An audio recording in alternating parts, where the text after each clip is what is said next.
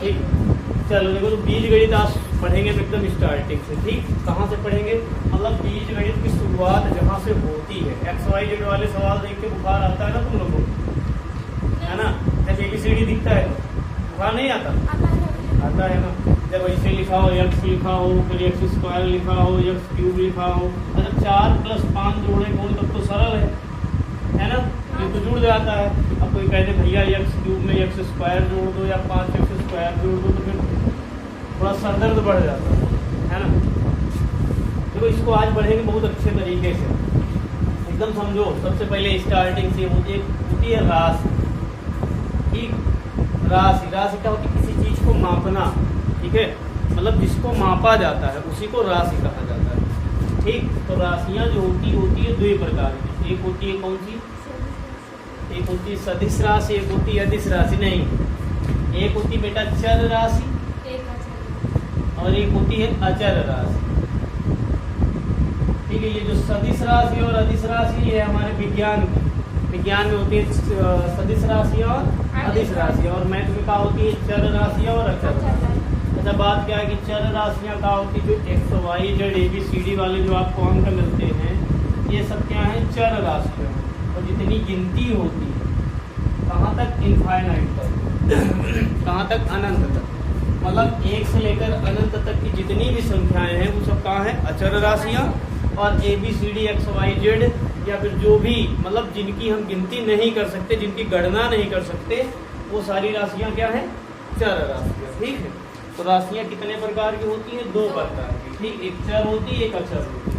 अब चर राशियाँ भी 2 प्रकार की होती हैं। जो चर राशि होती है 2 टाइप की होती है, मतलब पद जिसको कहते हैं। पद समझते हो आप लोग? पद क्या होता है? पद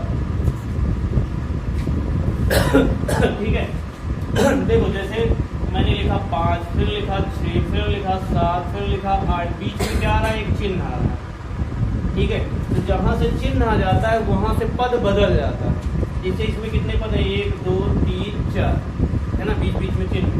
वैसे अगर हम लिख दें x² + 5x³ + 6x⁴, अब इस तरह से लिखा तो बताओ इसमें कितने पद है?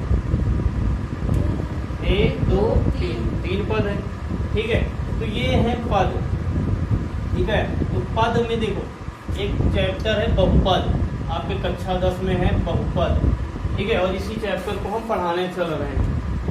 ठीक, क्लास 10 का सिलेबस है, तो यही बहुपद ही पढ़ाएंगे। तो बहुपद का मतलब होता है जहाँ पर बहुत सारे पद हों। बहुपद मतलब जहाँ पर बहुत सारे, मतलब एक से ज्यादा पद।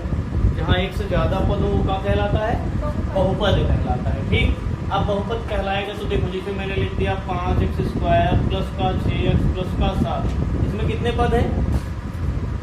3 पद। तो देखो जहाँ 3 पद, जैसे जहाँ पर एक पद हो, सिर्फ जैसे मैंने लिख दिया सिर्फ 5x, यहाँ कितना पद है? 1। मैंने लिख दिया 5x² + 6, यहाँ पे कितने पद हैं? यहाँ पे कितने पद हैं? तो जहाँ पर एक पद होता है उसको कहते हैं एक पदी, जहाँ पर 3 होता है उसको बोलते हैं त्रिपदी, और जहाँ पे 2 होता है वहाँ पे क्या होता है? द्विपदी। ठीक है, 4 पद हो चतुर्पदी, या फिर और सारे जितने पद हो पंचपदी, षष्ठपदी, सप्तपदी। ठीक है, या फिर बहुपद। ठीक है, तो ये चीज समझ में आई, एक पदी, द्विपदी, बहुपदी। ठीक है, ये चीजें होती। इसके बाद इम्पॉर्टेंट बात है, कुछ चीजें होती जो इसी तरह से लिखी होती है लेकिन वो बहुपद नहीं होती। जैसे मैं एक संख्या लिख रहा हूँ 5x² + 6√x + 7, और एक संख्या और लिख रहा हूँ 5x² + √6x + 7। तो दोनों का स्तर देखना ध्यान से, एक इसको देखो एक इसको देखो। यानी कि देखो, एक कंडीशन होती है जहाँ पे कोई भी संख्या बहुपद नहीं होती, और वो कंडीशन क्या है? जब कोई भी चर राशि है, जब कोई भी चर राशि बटे में हो या फिर रूट में हो, कहे में हो, बटे में हो या फिर रूट में हो, तो वह बहुपद नहीं होती। कैसे? जैसे ये वाली संख्या देखो, ये क्या है? 6√x लिखा है, तो क्या ये बताओ मुझे, क्या ये बहुपद है? नहीं है, मतलब ये पूरा पद ही बहुपद नहीं। अब इसके बारे में अगर हम बात करें, ये क्या बहुपद है?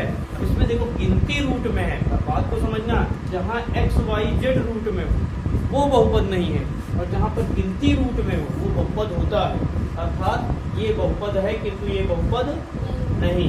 ठीक है, एक संख्या में और लिखता हूँ, जैसे मैं लिख दूँ 6√x + 7। बताओ ये बहुपद है? नहीं है। मैं लिख दिया मैंने 6x² प्लस का 6, ये बहुपद है? ये है। थोड़ा समझो, स्क्वायर से हमें पता है रूट हमेशा कट जाता है, स्क्वायर से रूट हमेशा कट जाता है।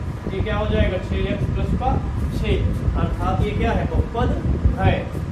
ठीक है, तो इस तरह से अभी मैं एक संख्या और लिख रहा हूँ 5x/y प्लस का 6, इसको बताओ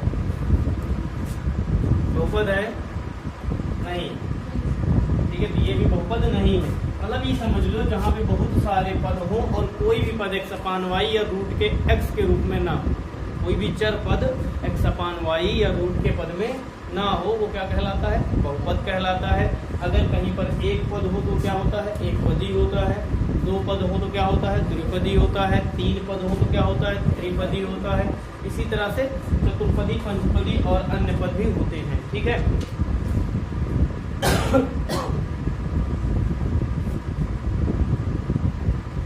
इसके बाद इसमें बहुपद में एक चीज आती है, एक बात फिर से इम्पोर्टेंट, और वो आती है घात के बारे में। घात समझते हैं आप लोग? जिसको पावर होल स्क्वायर पढ़ते हो ना, होल स्क्वायर। होल स्क्वायर का मतलब क्या होता है?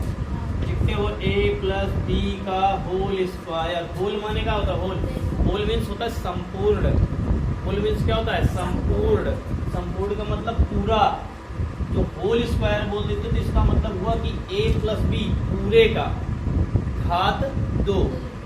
घात 2, इसको हिंदी में घात बोला जाता है, जो ऊपर लगी होती है। जैसे यक्स के ऊपर मैंने 2 लिख दिया, इसको यानी यक्स की घात कितनी? 2। अभी यहाँ पे मैंने लिख दिया कितना? यक्स की घात 3। फिर मैंने क्या लिखा? यक्स की घात 4। ठीक है, तो इसको घात बोला जाता है। अपन इंग्लिश में इसको पढ़ते हैं x की power of 2, x power of 3, x power of 4, x power of 5 etcetera, कुछ भी बोल सकते हैं।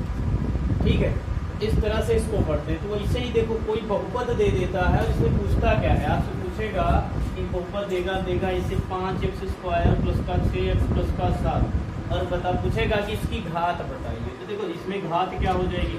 तो जो सबसे बड़ी घात होती है, सबसे बड़ी घात पूरे बहुपद की, तो वही होती है घात। तो बताइए इस पूरे बहुपद की अधिकतम घात कितनी है? 2। ये जो ऊपर लिखा है घात, ध्यान रखना, ऊपर लिखा है यही होती है घात। एक समीकरण में और लिखता हूँ 5x की पावर 16 प्लस 18x प्लस का 20। अब इसमें बताओ 16, इसकी घात कितनी है? 16। अच्छा, मैं लिख दूँ 7, सिर्फ और सिर्फ 7। बताओ इसकी घात कितनी है? हाँ, 7 की घात 1 नहीं।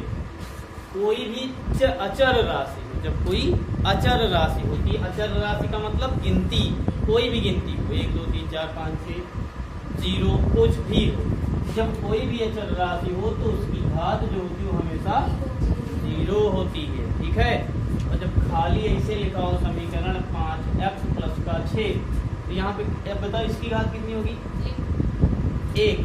ये लिखा है सिर्फ 5x, इतना समझ लो। जब कभी ऐसे x लिखा हो, y लिखा हो, z लिखा हो, a लिखा हो, b लिखा हो, इसका मतलब होता है कि इसमें सब में एक घात छुपी होती है, को लिखा नहीं जाता, एक छुपा होता है। तो इसमें जैसे यहाँ पे सिर्फ क्या लिखा है? सिर्फ 5x लिखा है, अर्थात इसमें एक घात छुपी है ना। तो इसमें की अधिकतम घात कितनी हो जाएगी? 6 की घात तो 0 है, x की घात 1 है, बताओ घात कितनी? 1। ठीक है, तो बात समझ में आई? घात की कहानी एकदम क्लियर। चलो ठीक, एक्सरसाइज शुरू किया जाए। चलो एक्सरसाइज के एक सवाल, एक आधा सवाल।